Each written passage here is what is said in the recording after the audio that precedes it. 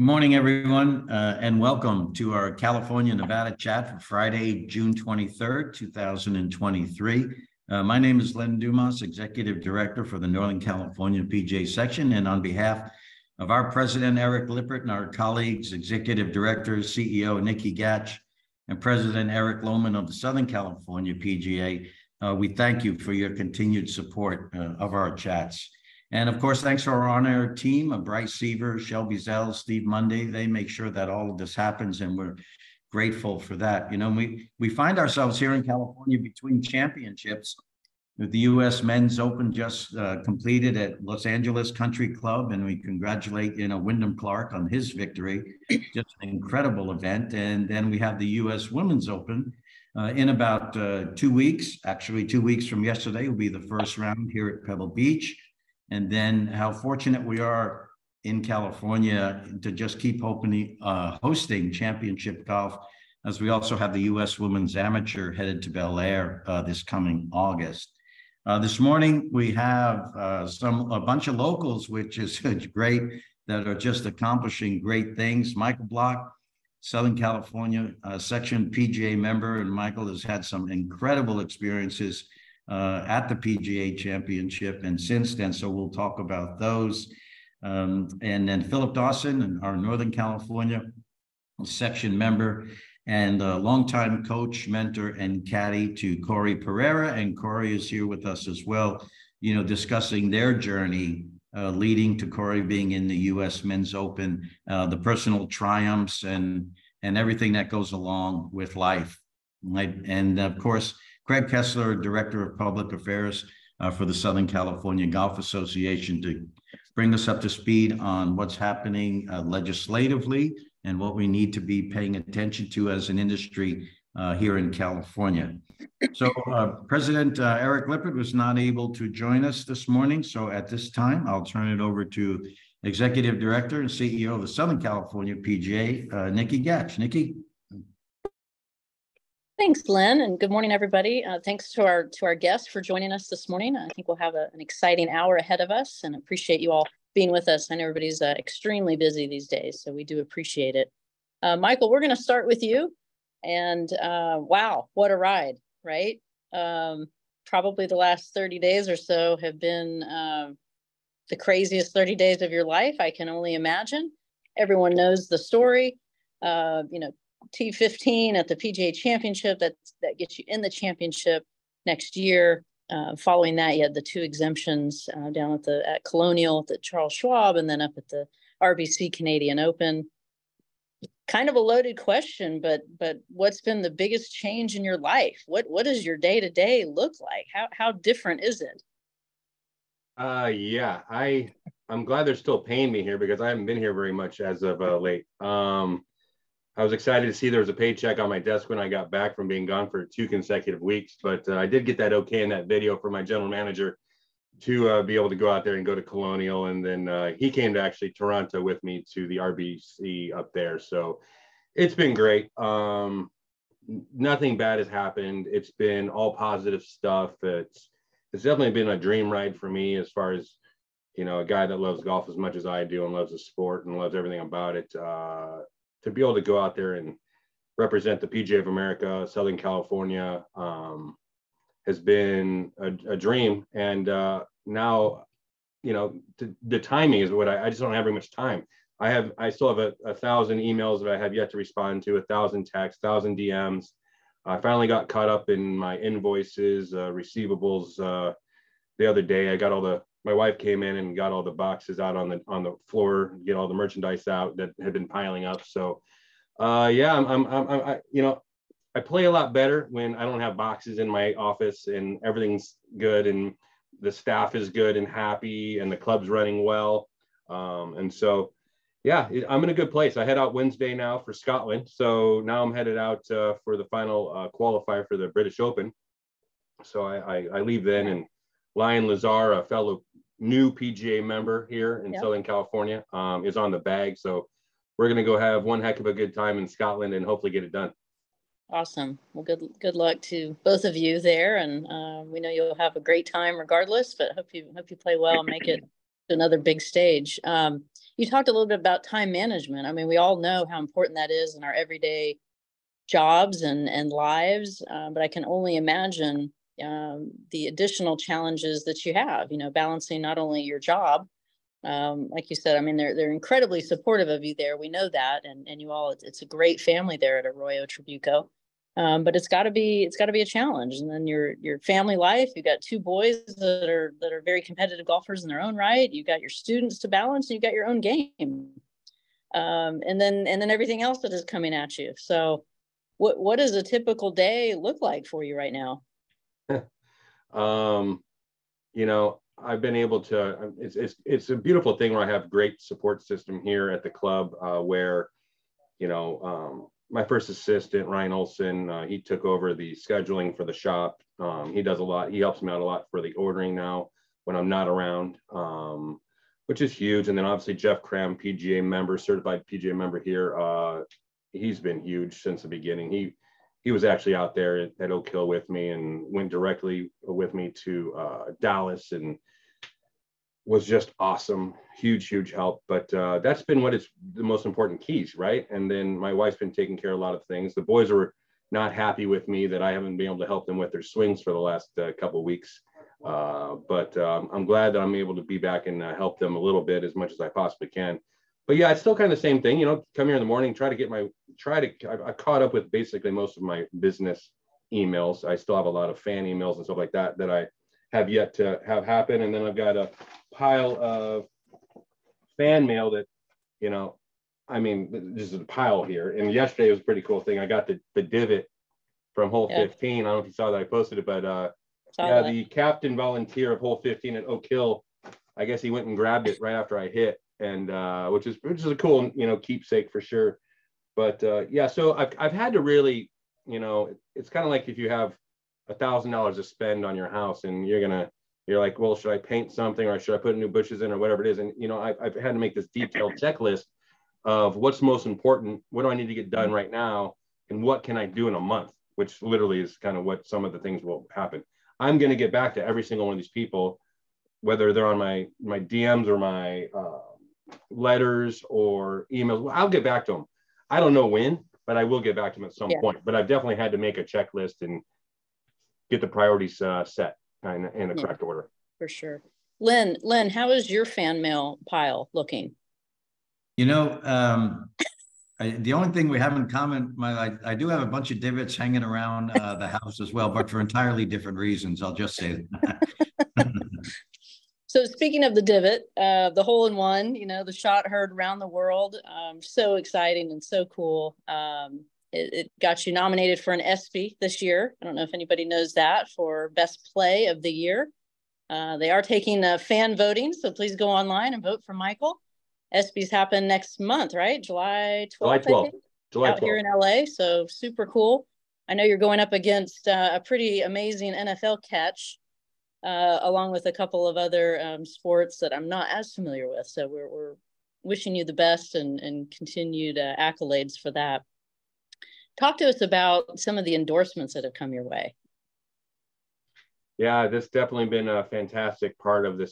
So Corebridge was a company that was sponsoring the 20 PGA professionals this year at Oak Hill. So the top 20 from our national championship in New Mexico were this year actually being able to kind of a stipend for us to be able to use, which is really cool because it takes care of a lot of the expenses that it goes into going to New Mexico, taking a caddy, doing all that stuff. So it really kind of took care of that part of it once you qualified. So they were huge. And then once, I think on Saturday of the PGA Championship, my friend came up and they're like, hey, Corebridge, actually someone for the PGA of America came up to me and goes, hey, Corebridge wants to kind of possibly do something with you going into the future. And I'm like, cool, I'll meet with them. I think it was Saturday morning. So I didn't know how long the meeting was going to take. So I got to Oak Hill 4 hours before my tee time on Saturday. So I'm sitting there just waiting, it was a quick meeting. And I literally had 3.5 hours now before my tee time. So, sometimes that's not a good thing. So I went over to the merchandise tent and wasted time over there, which was kind of fun. Seeing a lot of fans and people. But so that was really cool. But then you know, Cisco, they've been amazing. They're obviously, you can see on my left chest here. Obviously, I have my club brand, my ownership brand here for Rancho Mission Viejo, who owns Arroyo Chivico Golf Club.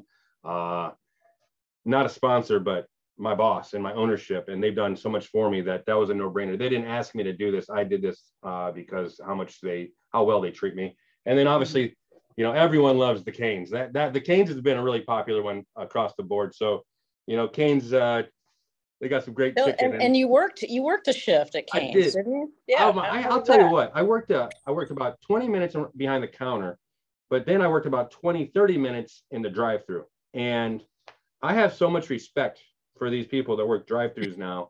I can't even explain, because you've got this earpiece on that has like 6 buttons, and they're like, okay, press number 2. I'm like, I don't know where number 2 is. And so there's 2 lanes coming through. There's people constantly coming through.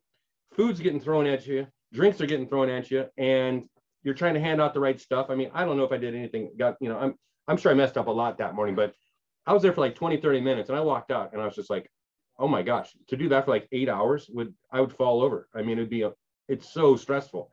But I'm glad I'm in the golf business. I'm glad I can play a little golf too. And because, man, never get mad if you go through a drive-through and then it's wrong, because it's brutal. We'll remember that. And then just a couple more, right? Just over the last couple weeks or so. Yeah, Michelob Ultra. I'm on their team now. I was doing some good things with the Doers up at the U.S. Open, where I saw you, and I had a three-day deal up there for them, which was tons of fun. And I was actually able to go watch the Open, which was really cool. And I got some other things coming in too that are going on here on the right chest and some other things. But yeah, I'm looking like a NASCAR driver here before you know it. But hey, ride it while you can, right? Yeah, you know what? I don't think I'm gonna be getting 15th place in any more majors anytime soon. So I'll take advantage of it. And I'm sure you've had to hire someone to help you manage all that. Yeah, well. So there's definitely a percentage of all these going somewhere that isn't not my bank account. Right. Well, super exciting and good for you.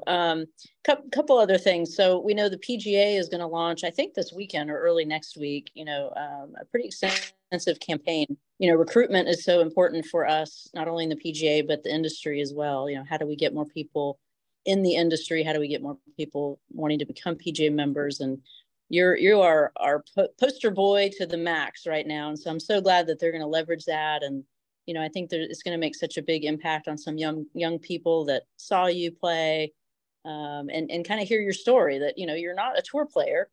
You were fortunate to be able to participate in a major event because you are a PGA member, and talk about, what you do day to day and responsibilities you have at the club. So we're really looking forward to seeing all of that. And we'll, of course, do our part to get that circulated and, spread the word about how great it is to work in this industry, and certainly how great it is to be a PGA member. So thanks for doing that. Anything that you had to do separate, or do you think they're just taking different clips from you and telling the story?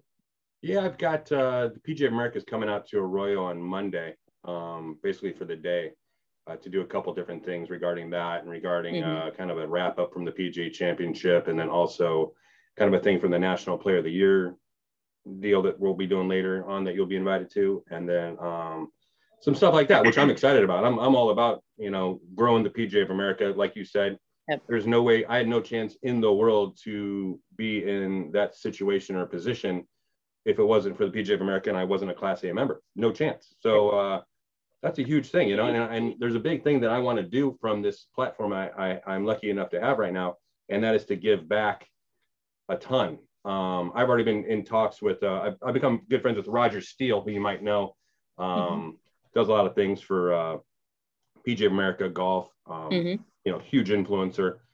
We had dinner a couple of times up in LA, and we're talking, and he was talking about how, there's the Evans Scholarship Fund, where, there's a board that votes on certain caddies in the country that get scholarships to college, pay for their college tuition. And we were talking about how maybe there's something that I could be a big part of in order to give scholarships to assistant golf professionals that clubs do not pay for their PGA levels.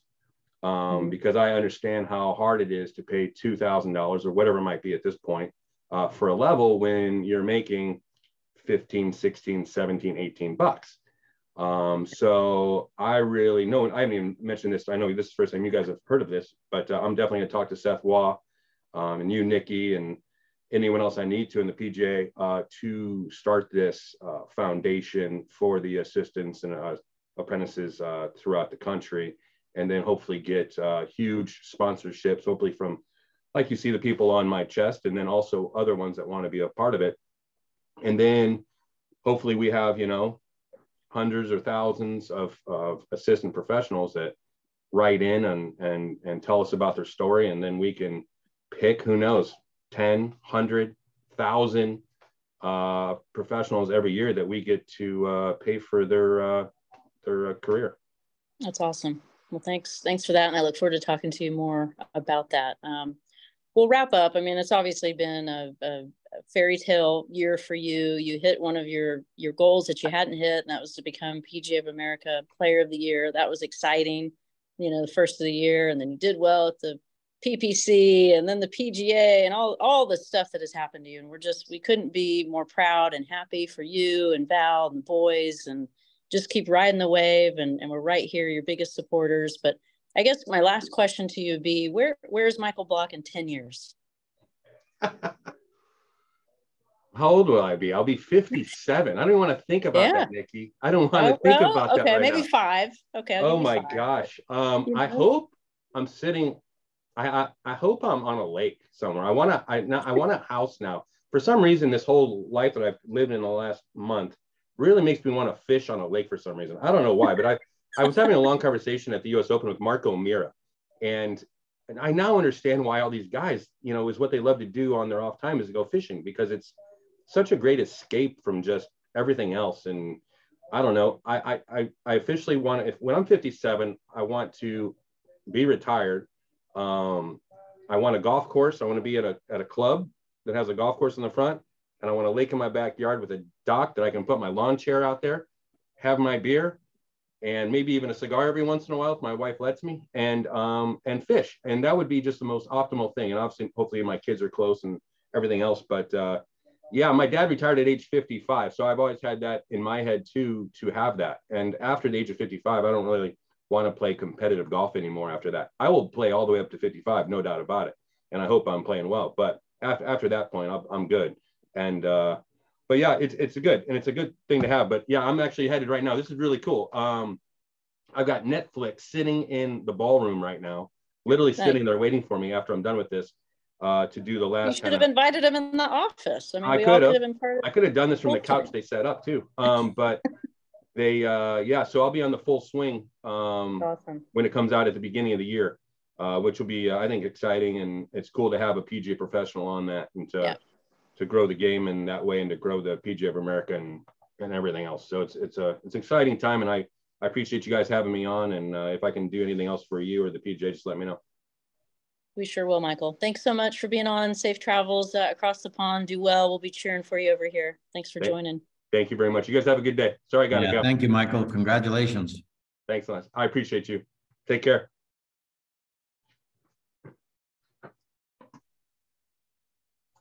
All right. That was great, Michael. Again, thank you for your time. Thanks, Nikki. That's just terrific. I love the stories are incredible, right? The golf stories, but working the drive-through at Canes is just over the top. I mean, that's had to be just chaos.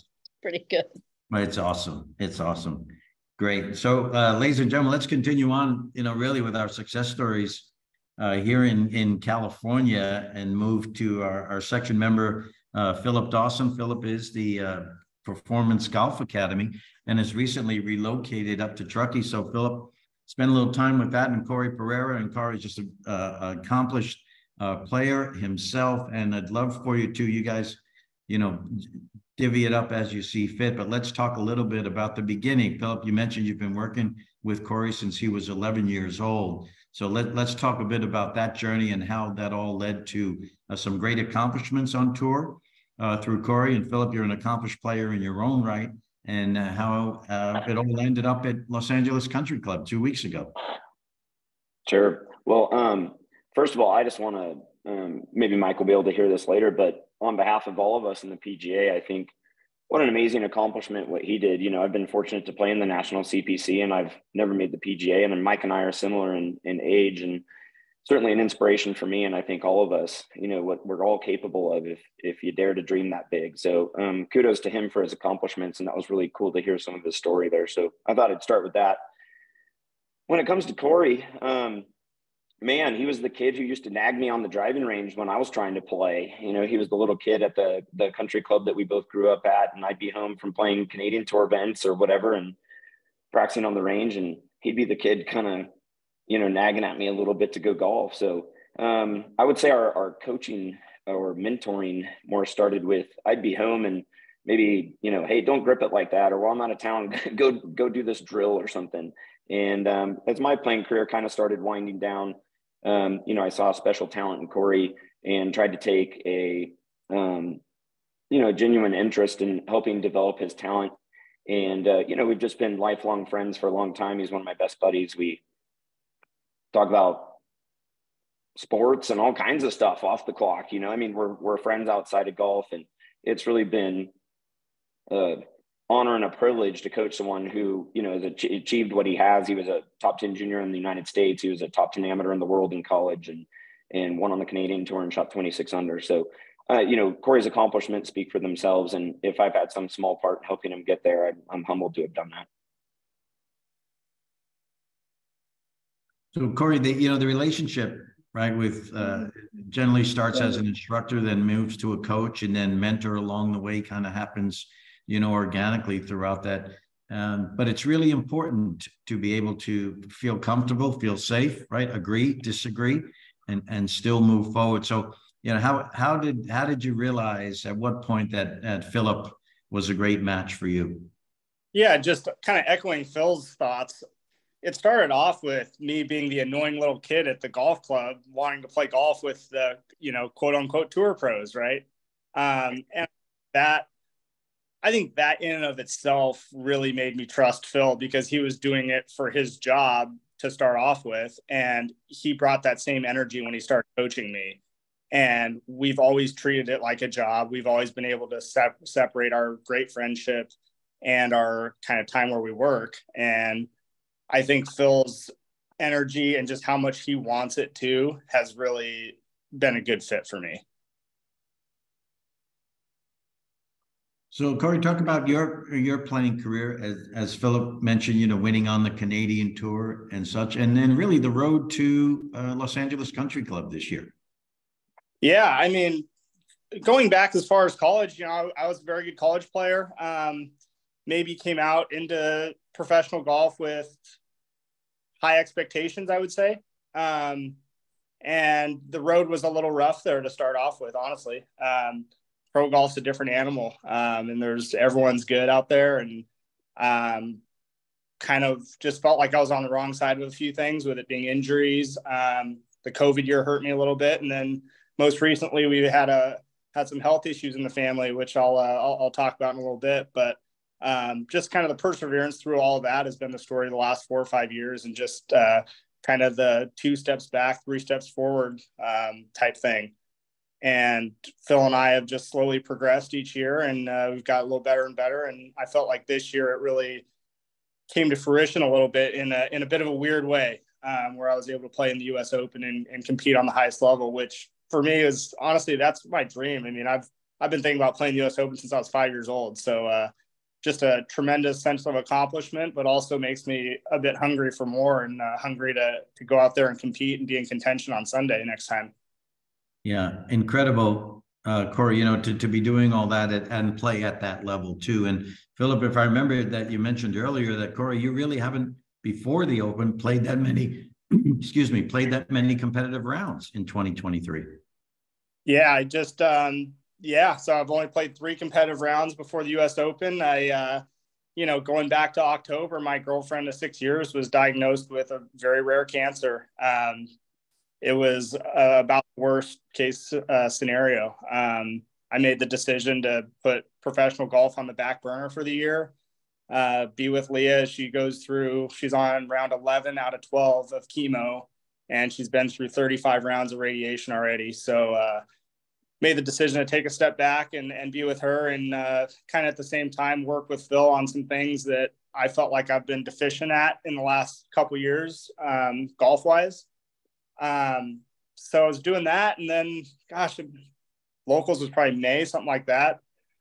Phil and Leah both convinced me to go play, and all the California sites were full at that time, so I had to fly out to Vegas and played locals, shot 2 over on the front 9, played terrible, and kind of found something on the back, shot 4 under, and got through locals, and then exempt into sectionals. I got to go play that, so I was able to get away for 3 more days, and just had an awesome day at sectionals, and kind of things were clicking, and shot 65, 70 and a pretty loaded field at the tour site, and finished 3rd, and in a pretty emotional story, got through. And it was just a tough year, and just our family just kept getting beaten down over the past 6 to 8 months, honestly. So just to have all my hard work kind of pay off at sectionals, and then be at the US Open, have Leah, my girlfriend, there, have Phil there, just a week I'll never forget, to be honest. Corey, just amazing. And that support is so key. So, if you don't mind, let's talk about that for the moment. Did receive some coverage, and rightfully so, deservedly so. Leah being there with you, and she actually skipped a couple of treatments to be with you in Los Angeles. Yeah, she went to her doctors and begged them, just said, hey, my boyfriend's playing the US Open. And they kind of reluctantly said, yeah, we can wait a week on treatment. And so she was there the entire week, and just having her there honestly means the world to me. And after everything we've been through this year, to be on the first hole at the US Open and look over to the corner and see her outside the ropes, like I said, just really can't describe how good that feeling was. Corey, I bet. I mean, that's strength and courage. So congratulations to both of you. And I know that Leah is back in care again. And as you said this morning, unfortunately, both of you came down with COVID. Yes. Yeah. Yeah. It was kind of crazy how that happened too. So, must have got COVID on Saturday or Sunday, because came back Monday, both not feeling great, tested positive for COVID. Her symptoms were a little more severe than mine. So she went to the hospital. She's still in the hospital, but stable, doing a lot better, and expected to be released. Was going to be today. It's probably going to be tomorrow, because her blood counts are still a little bit low, but she's doing fine. It was a kind of a case of the Mondays type thing for us, where we get back from the US Open and it's a little bit back to reality. But I think everything's going to work out. I'm feeling a lot better, so I think she won't be far behind on feeling better and getting back to, I guess, our new normal. Yeah, that's great, Corey. So please let her know that we're thinking of her and asking for her at the same time. I will do. Yeah. Len, as a compliment to Leah, I think she outwalked Corey and I last week, man. She looked great, and we were beat down every day. She walked every hole with us, and most of the practice days when she got there, and she looked fantastic. So, God bless her with her immune system being run down from the chemo. So, that was, I think, a good precautionary thing to get her in the hospital and make sure she had the best care so that she didn't get on the bad side of it. But I was so impressed with her attitude and energy last week. I mean, like I said, she kind of outperformed both of us, I think, when it came to being up for all the interviews and walking all the holes and things like that. So that was really impressive to see from her. I mean, it was really her only trip outside of the house this year, right, bud? Like, I mean, she really hasn't got to do anything first flight in a while. I've also, what courage that took from her to come down and obviously shows how much she cares for Corey. Yeah, incredible. And that will help with the recovery all the way through. Yeah.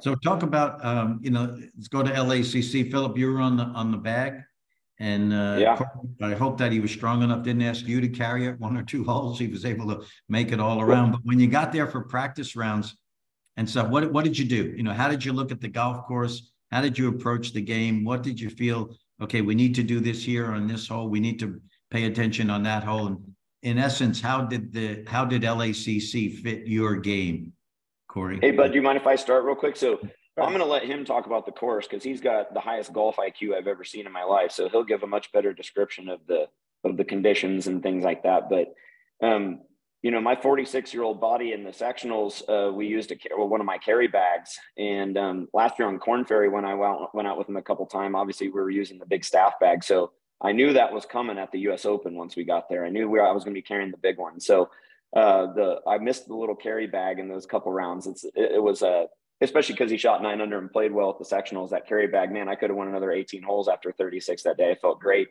And the staff bag, those are always a little more trying. So that was kind of fun. But I'll let Corey speak to the course, and maybe I'll chime in a few things at the end. But I thought it was a really just awesome setup. And we had been blessed. Corey was in it to kind of make the previous Walker Cup that was there.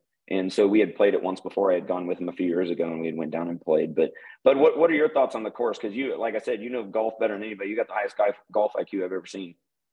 Yeah, I mean, I thought the course played really good for a U.S. Open. I thought, you know, because of the marine layer in LA this time of year, I felt like they couldn't get the greens as firm maybe as they wanted to, especially early in the week.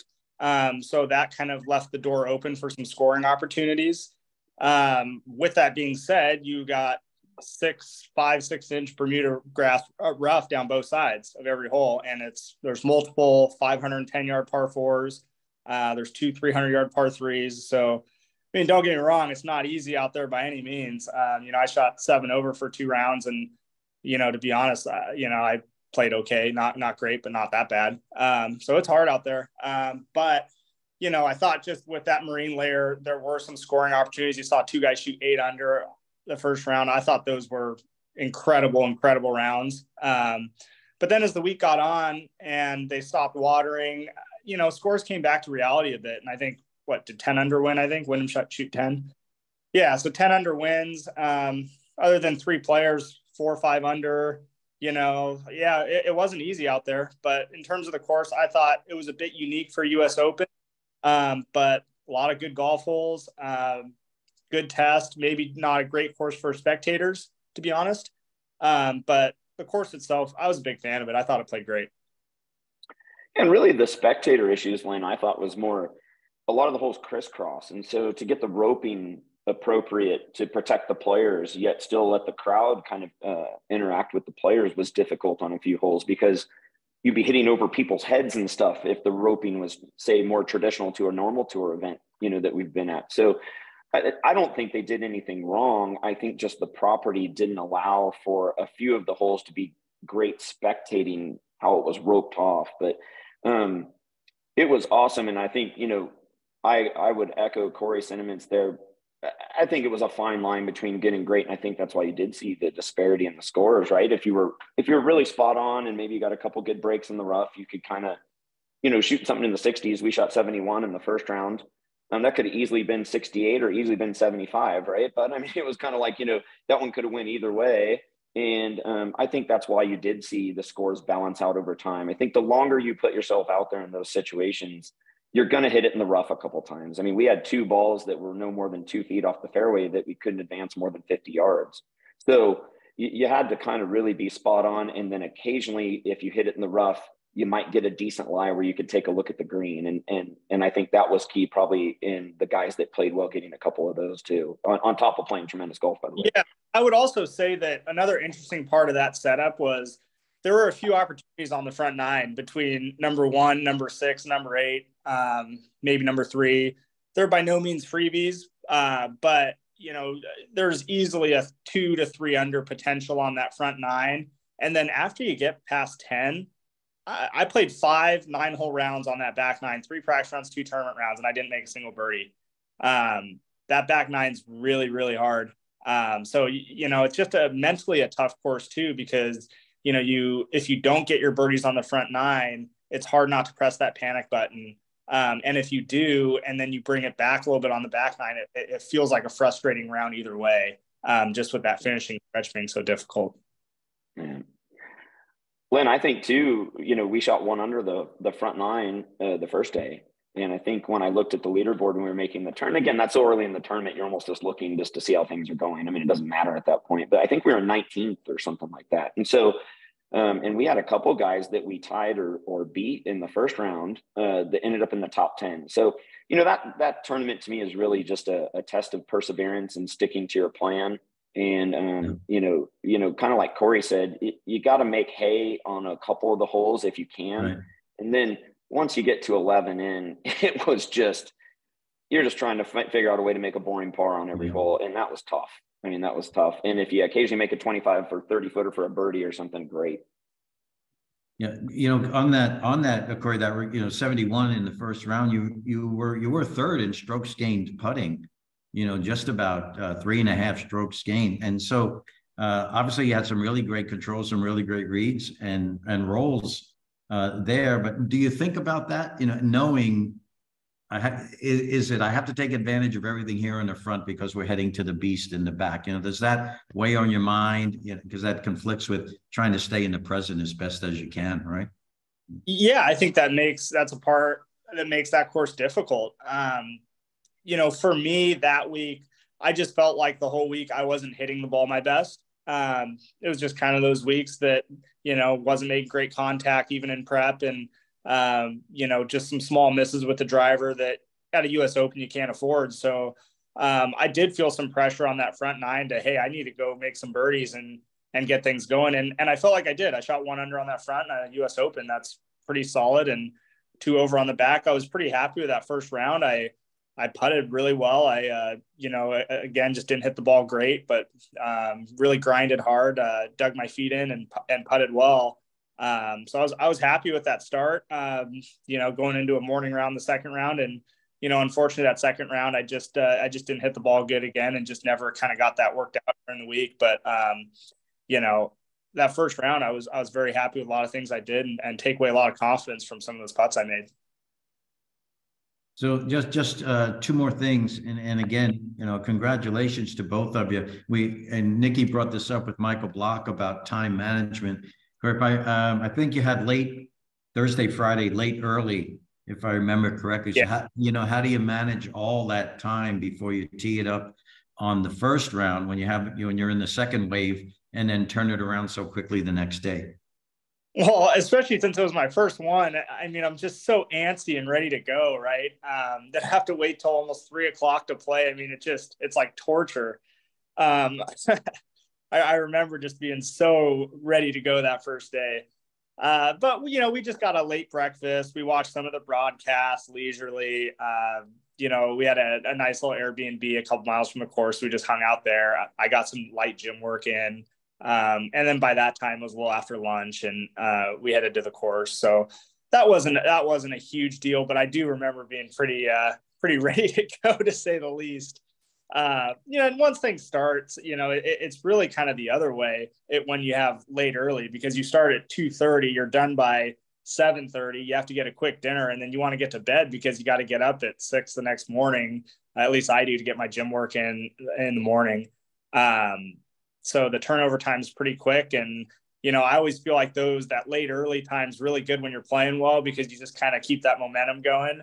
And then when you're light struggling, which I kind of felt like I was that week, I felt like it's a little bit of a disadvantage because you don't have time to go to the range and maybe work some of those small kinks out. Yeah. And I thought too, just adding something quickly to that, Corey's played a few years on the Korn Ferry Tour. So he played a couple years in Canada. I played a few years in the Canadian Tour myself. As pro golfers, you get those different draws and you have to learn how to manage those, right? Because as Corey stated, I used to like going late early when I was playing good. And I think he's the same way, because you could almost just continue the momentum. You finish a round, you just go tee off the next morning and you keep going. And, when like last week where he wasn't completely comfortable with this swing, it might have been nice for us to have a little extra hour on the range in the morning to maybe get a little different feel going. And then I'll just say this, something that I learned last week is, as coach, while Leah's been sick, we kind of created a plan of a few things we wanted to tighten up in his swing. And, that gave us, if there's a silver lining on the dark cloud, a little opportunity with him not competing to do some of those things. And I thought at sectionals, we did a really good job of just continuing our plan, right? Like, hey, this is for the long term. We're doing these things to get you back as a world-class player. And this is just another day of testing how we're coming along. I thought it was really hard to keep that mentality once we were at the Open, because then his competitive spirit in mind too. You know, you want to compete and you want to win, and I know how good he is. And you know, maybe in hindsight, we should have just stuck to our guns on just sticking with our process of what we're working on. You know, staying committed to the long term of what this means. And but boy, in a big moment like that, that's difficult. I can only imagine for him and me as his coach too. I mean, I was glad on the first tee that I had sunglasses on. I got a little emotional because I've been coaching him since he's a little kid. And, you know, you've got the first hole, they had this really cool setup with this like stadium type field down the right side of all the boxes. And, you know, you look over and Leah's standing over there and I'm watching him tee off in the US Open. And that was for his, you know, me as his coach and friend, just a really cool moment. Well, yeah, I would also just real quick. I think expectation was a huge thing going into this week, at least for me, with not playing a lot of tournament rounds and kind of working on the swing and stuff. So I had to kind of temper that. Hey, like I'm at a US Open. I'm bred to like compete and try to win. That's just kind of my personality. But I also have to be kind of realistic with the amount of golf I've played and being kind of halfway through a pretty big swing change and stuff like that. So I felt like that juggling that a little bit of dichotomy was difficult that week. And I felt like we did a good job of that, but that was kind of a challenge for me that week, I felt. Well, you know, again, congratulations to both of you through the journey, and the journey continues. And I'm sure you have your goals and will continue on. So Philip, Corey, best to you. Thank you for joining us today. We'll stay close, as I'm sure we will, and just continued success. And again, Corey, let Leah know we're thinking of her, and both of you and families, and looking for all the great news that's yet to come. Thank you so much, Len. Yeah. Thanks, Len. Humbled to be here. Thank you both. And of course, you're welcome to stay. Hope you can. Okay, ladies and gentlemen, awesome. And, you know, to be celebrating our local talents and local successes and all the good things that are ahead. And now we'll turn it over to our rep for our Director of Public Affairs for the Southern California, Craig Kessler. And Craig, we're ready for the update on what's happening in California. We had a little bit of a legislative call this morning for the California Alliance for Golf with some of the issues, environmental issues, if you will, in a little bit of a different way. But Craig, it's all yours. Thank you again for being with us on each and every of our chats. Well, thanks, Len. Thanks, Nikki. Thanks, Tom. Thanks to both sections for having me on yet again. I see I haven't worn out my welcome quite yet. Well, it could be that, or it could be that California is wearing us out over time and everyone's staying clued into what's going on at a state level and somewhat lesser extent the regional levels. Well, I think I said a month ago that this year, thank God, is a little bit different than the last few years legislatively. Since this is a group of predominantly PGA golf professionals, everyone on this broadcast knows that we spent a couple of legislative sessions working through all of the details to secure, and I think we did it, independent contracting status for PGA professionals. Also worked out for caddies and really important, I think, for a lot of youth programs, first tees, SCGA juniors, youth on course, youth sports coaches as well. That was a success. And then we faced the last two sessions, a couple of bills that would have been very devastating to the game in California. We at the SCGA tagged both of them the Public Golf Endangerment Acts, just to get everyone's attention. That was a pretty incendiary title, AB 672 and AB 1910, which was really the first time from a golf perspective in California that we rallied the troops in the terms of thousands and thousands of just rank and file golfers that the SCGA has in its database to contact their legislators on something that was of extreme importance. We rolled the dice a little bit because it's a gamble when you make very clear to the world that you are calling out your troops, and if your troops don't show up, all you've done is expose just how weak you are in the political arena. But in this case, they showed up, and they showed up big time. And those two pieces of legislation were defeated, and they were defeated early in the process, and in a way that I've seen up close, in a way that we were able to get out to the world a set of arguments for the value proposition, the social, environmental, and community value proposition of golf courses, whether they're public or private makes no difference, to the communities in which they're located. And ultimately, that proved to be the difference. It isn't the economic utility of golf. I preach to very little avail across the country that our game needs to stop doing economic analyses, because the bottom line is economically, when you're talking about 100 to 200 acres of land land that's in urban areas, it can be put to much higher and better economic use if that's your goal. If your goal is quality of life, if your goal is water management, if your goal is reducing heat in urban areas in the summer, if your goal is recreation, if your goal is having centers that, particularly for public golf courses, serve as sites where every public service group, every chamber of commerce, every school district holds their annual fundraisers. Yes, I know the tour puts out the great amount of money that it raises for charitable purposes, but the reality of golf in California at the grassroots level is that it raises millions of dollars by local entities, and that money stays locally. It doesn't necessarily go to national organizations. I'm not minimizing the importance of the national organizations, but when it gets down to politics, whether a member of assembly, whether a member of a city council or a board of supervisors in a county, they want to know what's going on in their backyard with their constituents and those organizations that they visit when they do town halls, those chambers of commerce and those local hospitals, and the role that the golf courses play in raising money for those entities is key. The role that those golf courses routinely play, particularly in the municipal sector, in hosting all kinds of things which have nothing to do with the game of golf. By the way, that's good for the game of golf because it gets people to golf courses who otherwise might not get there. And when they take a look at it, some of them may actually look up a PGA professional and take a series of lessons and ultimately become one of our constituents or one of our customers over a lifetime.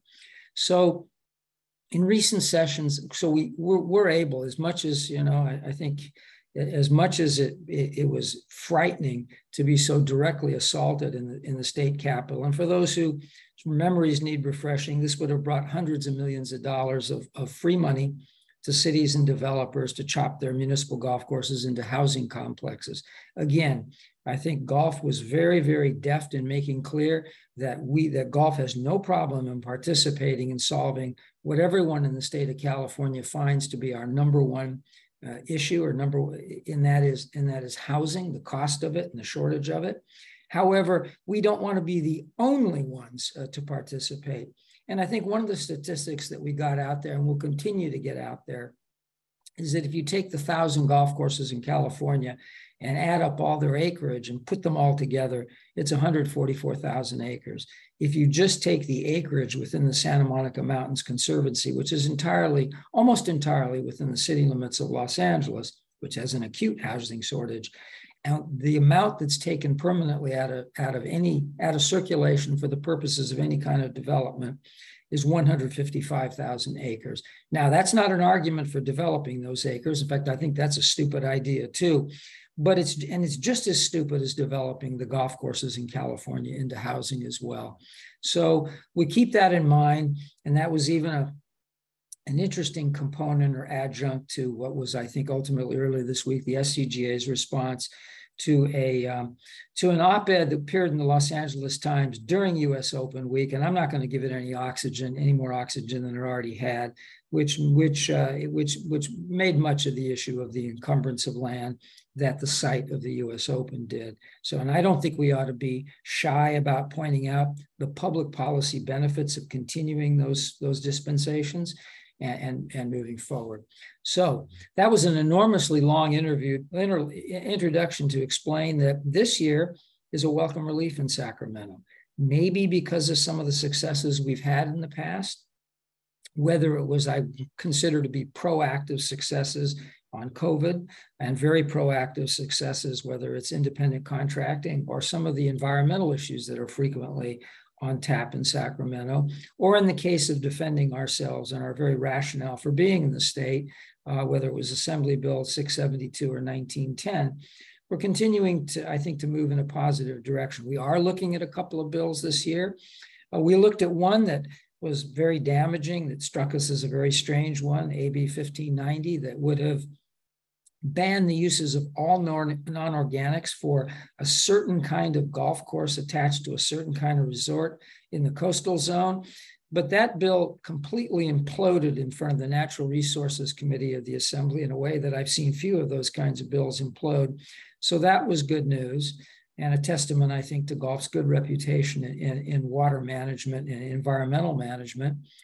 And the other two bills, a couple of bills we're tracking, which we knew would make it out of the Assembly. We didn't oppose them by any means, and are now in the Senate. But we did meet with the authors of those two bills. They're bills that deal with the moving in this state to no longer irrigate non-functional turf with potable water. Now, we know under California law that golf courses are functional turf, but the media don't always understand that. Certain environmental groups may know it, but they like to bill us as non-functional. But the bills, as they moved out of the Assembly and as they sit in the Senate, included a paragraph specifically calling out sports fields as functional turf, and specifically mentioned golf courses. That may seem a small matter to those of you listening on the call. How can you make a big deal about a direct reference to golf courses in a bill like that? But that you ask anyone who does this for a living, whether they lobby in Sacramento, or particularly if they do in Washington, D.C., and yes, it's a big deal. So we need to continue to make clear that along with sports stadiums and parks, golf courses, and cemeteries, interestingly, these are special landscape areas under California law, and they need to remain so, not because we work in golf or we play golf, but because it's good for life in California. We always have to remember that is the focus. The other overriding issue, and I'll maybe conclude with this one, we all understand that notwithstanding Mother Nature's incredible bounty in the state of California, we had I think we had a record year in terms of Sierra Nevada snow, and we didn't quite have a record, but we had among the top 4 or 5 years in terms of precipitation in the form of rain in the rest of the state, and that has stuffed our reservoirs and has managed for the first time in close to 20 years, 100% of the state water projects allocation has been released to the southern part of the state. And yes, to my friends listening in the north, we do import that water from you and use it down here. But I have to add on a call like this with so many northern friends that San Francisco gets all of its water from Hetch Hetchy, from the same source, 100%, in a way that, for example, Southern California cities do not. We have a lot of local sources, and we're actually spending a lot of money, which includes ratepayer money, to increase those local supplies, whether they're in the form of stormwater capture or aquifer replenishment. We have a lot of those, particularly in LA County, or in those places a little south of LA County, such like San Diego County, which hasn't been benefited with so many local sources, and that's why they're spending billions of dollars on desalination and other things that make no economic sense today. But by the time we get to the middle of the century, those folks will be grateful that those of us today made those large investments in those sources. Because if we're going to continue to grow as a state beyond 40 million and move from the 5th largest economy in the world to the 4th, and perhaps as much as to the 3rd largest economy, and with it plenty of golf courses, at least more than the 1,000 we have today, we're going to have to make those investments and develop those resources. My job as an advocate is to ensure that golf is properly represented when it comes to apportioning the costs therefore. Remember, golf is an incredible water ratepayer, and that's why I'm encouraged by many of these mechanisms for paying for that necessary infrastructure are apportioned quite fairly when it comes to the golf industry. And that may not seem like a big deal to many persons on this call, and it's not sexy and not something you're going to read about, but it's something that's extremely important, I think, to the very survival of the game in a state like this, which is going to be chronically short of water.